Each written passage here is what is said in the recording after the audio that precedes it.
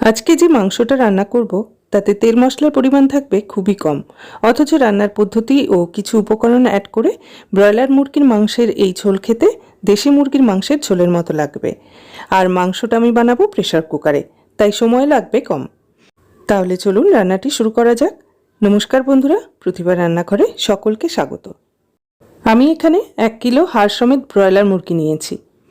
মাংসর টুকরোগুলো বাজার থেকে এরকম মিডিয়াম পিস করে কাটিয়ে এনেছি। মাংস বাজার থেকে এনে তারপর ভালো করে জল দিয়ে ধুয়ে জল ঝরিয়ে রেখেছি। এখন এই মাংসতে দিয়ে দিচ্ছি অর্ধেকটা পাতিলেবুর রস। এই একটুখানি পাতিলেবুর রস দিয়ে মাংস মিনিমাম আধ ঘন্টা মাখিয়ে রাখলে কিন্তু রান্নার পরও ব্রয়লার মুরগির মাংসের ফাইবারগুলো ছেড়ে ছেড়ে যায় না, দেশি মুরগির মাংসের মতো লাগে। 1 চামচের মতো দিয়ে দিলাম হলুদ। লেবু আর হলুদ দিয়ে মাংসটা তারপর ভালো করে মাখিয়ে ঢাকা দিয়ে আধ ঘন্টা রেখে দেব। একটা মশলার পেস্ট বানাবো, তার জন্য এখানে নিয়েছি 6টা কাঁচা লঙ্কা, 15 থেকে 16টা গোলমরিচ, 1 ইঞ্চি টুকরো করে কাটা আদা আর 1/4 পেঁয়াজ কুচি। সমস্ত কিছুকে মিক্সিং জারে দিয়ে তার সাথে একটু জল অ্যাড করে মশলা পেস্ট করে নিচ্ছি। মশলা পেস্ট করা হয়ে গেছে। এখানে 3টে পেঁয়াজ ছাড়িয়ে নিয়েছি, 2টো বড় আর একটা মাঝারি পেঁয়াজ। পেঁয়াজগুলো একটা ছুরি দিয়ে ডুমো করে কেটে নিচ্ছি। পেঁয়াজ চাইলে স্লাইস করেও কেটে নিতে পারেন। পেঁয়াজ কেটে তারপর একটা বাটিতে তুলে রাখছি। এখানে 2টো ছোট সাইজের রসুনের কোয়াগুলোকে ছাড়িয়ে নিয়েছি। ওভেনে প্যান বসিয়ে একটা মশলা ভেজে নেব, তাই জন্য প্যানে দিয়ে দিলাম 1 চামচ গোটা জিরে। মিডিয়াম ফ্লেমে জিরে ভেজে নিচ্ছি। জিরে থেকে ধোঁয়া উঠতে শুরু করলেই গ্যাসের ফ্লেম বন্ধ করে একটা পাত্রে নামিয়ে রাখবো। ভাজার সময় খেয়াল রাখতে হবে জিরে যেন পুড়ে না যায়, তাহলে তেতো হয়ে যাবে। এই ভাজা মশলাটা ঠান্ডা হলে মিক্সিতে ভালো করে গুঁড়িয়ে নেব। এবার গ্যাস অন করে তাতে একটা প্রেসার কুকার বসিয়ে দিলাম। কুকার গরম হলে তাতে 4 পলা সর্ষের তেল দিয়ে দিচ্ছি।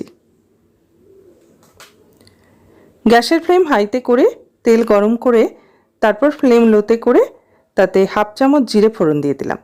সাথে 2টো ছোট এলাচ আর 1 ইঞ্চি দারচিনির একটা স্টিক দিয়ে দিলাম। ফোড়নটা ভাজা হয়ে গেলে যে গোটা রসুনগুলো ছাড়িয়ে রেখেছিলাম সেটা দিয়ে দিলাম। রসুন 3 থেকে 4 বার নেড়েচেড়ে কেটে রাখা পেঁয়াজ থেকে 4 ভাগের 3 ভাগ পেঁয়াজ দিয়ে দিচ্ছি। বাকি পেঁয়াজ পরে ব্যবহার করব। গ্যাসের ফ্লেম হাইতে করে পেঁয়াজ 30 সেকেন্ড নেড়েচেড়ে 2টো তেজপাতা দিয়ে দিলাম। নেড়েচেড়ে পেঁয়াজ হালকা করে ভেজে নিচ্ছি। পেঁয়াজে একটু হালকা রং ধরলে লেবু আর হলুদ মাখিয়ে রাখা মাংসটা দিয়ে দিলাম। নেড়েচেড়ে পেঁয়াজের সাথে মাংস ভালো করে ভেজে নিচ্ছি। মাংস থেকে প্রায় জল শুকিয়ে আসা পর্যন্ত হাই ফ্লেমে মাংস ভেজে নেব। এভাবে পেঁয়াজের সাথে মাংস ভেজে নিলে মাংসতে কোনো আষ্টে গন্ধ তো হয়ই না, সাথে মাংসের ফাইবারগুলোও ইনট্যাক্ট থাকে। খেতে বেশ দেশি মুরগির মাংস বলে মনে হয়। মাংস থেকে দেখুন যা জল বেরিয়েছিল সেটা প্রায় টেনে গেছে। রান্নার ঠিক এই পর্যায়ে যে মশলাটা বেটে রেখেছিলাম, আদা, কাঁচা লঙ্কা, গোলমরিচ আর পেঁয়াজ দিয়ে সেটা দিয়ে দিলাম। 1/2 চামচ হলুদ গুঁড়ো দিয়ে দিলাম, সাথে 1/2 চামচ জিরে গুঁড়ো আর 1 চামচ ধনে গুঁড়ো দিয়ে দিলাম। দিয়ে দিচ্ছি 2 চামচ কাশ্মীরি লঙ্কা গুঁড়ো, 2 চামচ টক দই আর যে পেঁয়াজ কুচিগুলো রেখেছিলাম সেগুলো দিয়ে দিলাম। এবার ফ্লেম বাড়িয়ে দিয়ে মাংস ভালো করে মশলার সাথে কষিয়ে নিচ্ছি। এইভাবে প্রথমে পেঁয়াজের সাথে, তারপর মশলার সাথে এভাবে পরপর স্টেপ বাই স্টেপ মাংস কষিয়ে রান্না করলে মাংস খেতেও দুর্দান্ত স্বাদের হয়। মাংস কষাতে কষাতে এতে দিয়ে দিচ্ছি একটা বিলিতি ধনেপাতা কুচি। এই যে এরকম দেখতে হয় পাতাটা। নর্মাল যে ধনেপাতা তার থেকে এর গন্ধটা একটু বেশি করা হয়, তাই অল্পই দিলাম। বেশি দিলে মাংসতে ধনেপাতার গন্ধটা প্রমিনেন্ট হয়ে যাবে। বিলিতি ধনেপাতা না থাকলে নর্মাল যে ধনেপাতা সেটাও দিতে পারেন। এই সামান্য একটু ধনেপাতা এই কষানোর সময় দিলে ধনেপাতার গন্ধ হবে না, কিন্তু এটা দেওয়ার জন্য মাংসর টেস্ট খুব বেড়ে যায়। কষাতে কষাতে মাংসটা বেশ শুকিয়ে এসছে। ঠিক এই সময় দিয়ে দিলাম 1.5 চামচ লবণ।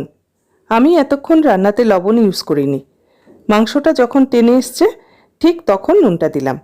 এতে নুন থেকে আবার কিছুটা ময়েশ্চার বেরোবে আর মাংস আরও কিছুক্ষণ কষানো যাবে। যত বেশি সময় কষানো হবে মাংসর টেস্ট তত বেড়ে যাবে। আর গ্যাসের ফ্লেম অবশ্যই প্রয়োজন অনুসারে কখনো বাড়িয়ে বা কখনো কমিয়ে এইভাবে কষাতে হবে। তবে এই স্টেপ বাই স্টেপ কষানোতে যে সময় অনেক লাগবে তা কিন্তু না, এই 30 থেকে 40 মিনিট। মাংসতে টেস্ট আনতে এই সামান্য সময় তো দিতেই হবে। কষাতে কষাতে মাংস থেকে জল একদম শুকিয়ে গেছে, মাংস থেকে তেল সেপারেট হয়ে গেছে। এখন এই মাংসতে দিয়ে দিচ্ছি 300 ml মতো গরম জল। আমি মাংসের ঝোল একটু পাতলা রাখবো, তাই 300 ml জল দিয়েছি। আপনারা যেমন ঝোল রাখবেন সেই অনুসারে জল দেবেন। আর যদি কড়াতে করেন তাহলে জলের পরিমাণটা ঝোলঝোল যদি খান তাহলে আরেকটু বাড়িয়ে নেবেন। এই সময় লবণ অবশ্যই চেক করে নিচ্ছি।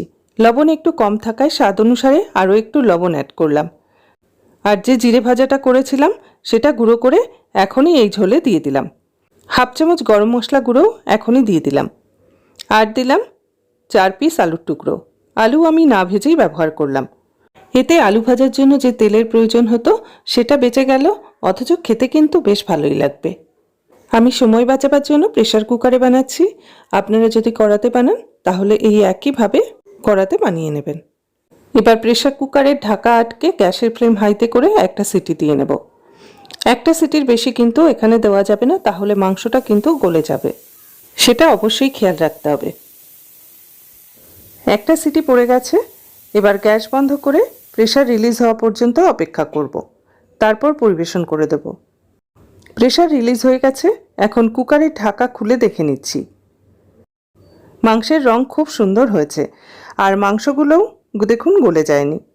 ঝোলও বেশ পাতলা হয়েছে, ঠিক যেরকমটা আমি চেয়েছিলাম। মাংসও খুব সুন্দর সেদ্ধ হয়েছে। গরমের দিনে দুপুরে আলু দিয়ে এরকম পাতলা মাংসের ঝোল দিয়ে ভাত খেতে কিন্তু দুর্দান্ত লাগে। মাংস এবার একটা পাত্রে সার্ভ করে দিয়েছি।